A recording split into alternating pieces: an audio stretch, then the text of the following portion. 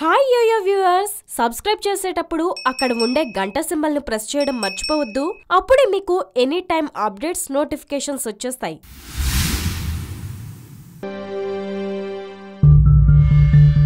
ఏ ATM చూసినా ఖాళీనే, no cash బోర్డే. దేశీయ బ్యాంకుల్లో మళ్ళీ డబ్బులు నిండుకున్నాయి.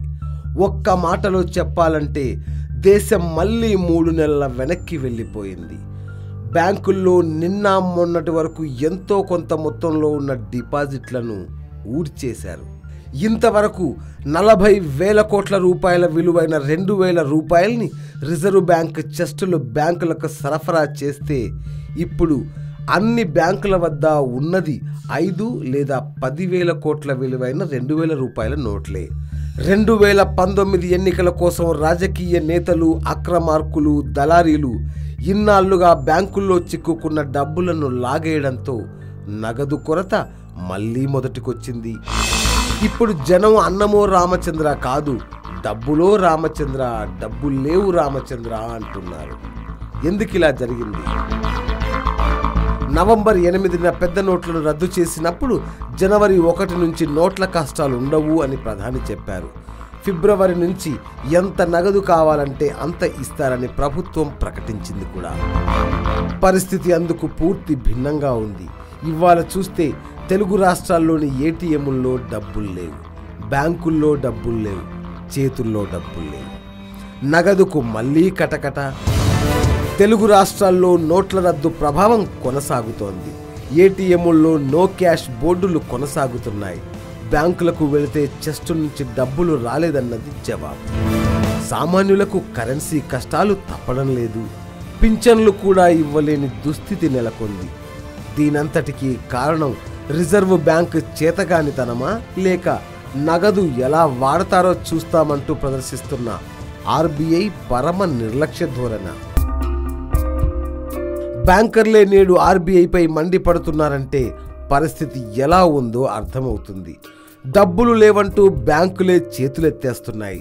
చెస్టులకు వెళ్ళినా ముప్పు తిప్పలు పెడుతున్నారని బ్యాంకర్లే గగ్గోలు పెడుతున్నారు. పెద్ద నోట్ల రద్దు సందర్భంగా చేసిన డిపాజిట్లను కూడా విడుదల చేయడం లేదని తప్పుపడుతున్నారు. నాటి డిపాజిట్లలో 25 నుంచి 50% మాత్రమే విడుదల చేసిందని విమర్శిస్తున్నారు. పెద్ద నోట్ల రూపంలో 86% నగదును రద్దు చేస్తే ముద్రించింది 60%. అధిక శాతం ప్రభుత్వ వ్యతిరేకత భయంతో ఎన్నికల రాష్ట్రాలకు పంపిస్తున్నారు. అతి తక్కువ మొత్తంలో మాత్రమే తెలుగు రాష్ట్రాలకు వస్తోంది. నగదు కొరతకు ఇది ప్రధాన కారణమని చెబుతున్నారు.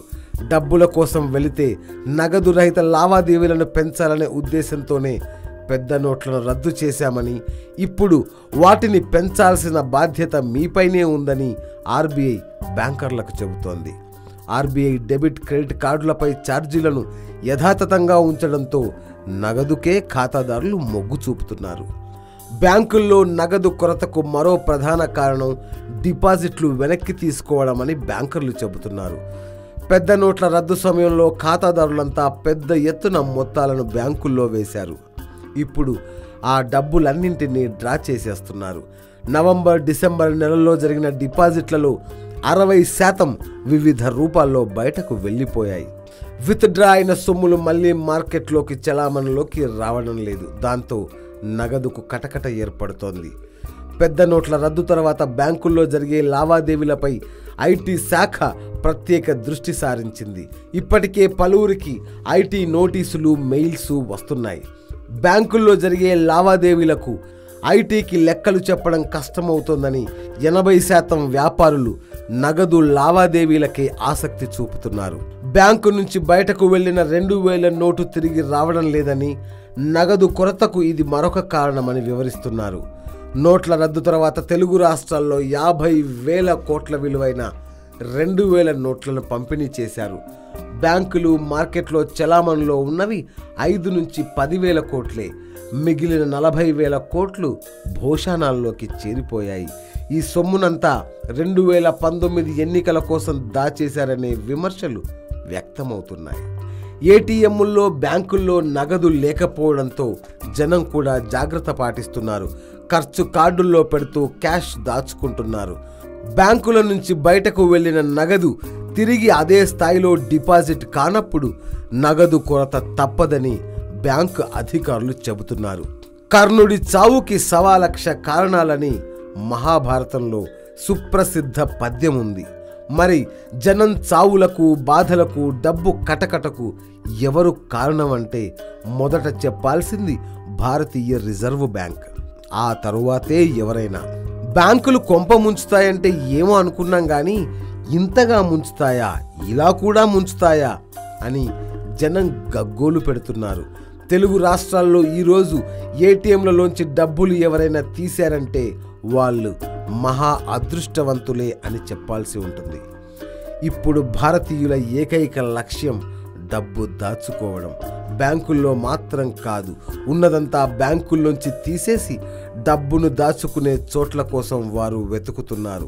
ఇప్పటికే నెటిజన్లు 4 రోజుల పాటు బ్యాంకు లావాదేవీలను బ్యాన్ చేయాలని పిలుపునిచ్చారు. ప్రజాగ్రహం ఎక్కడికి పోతుందో తెలీదు. అవతల మోడీ ఓట్ల పండగ చేసుకుంటున్నారు, ఇవతల జనం ఖర్చయిపోతున్నారు.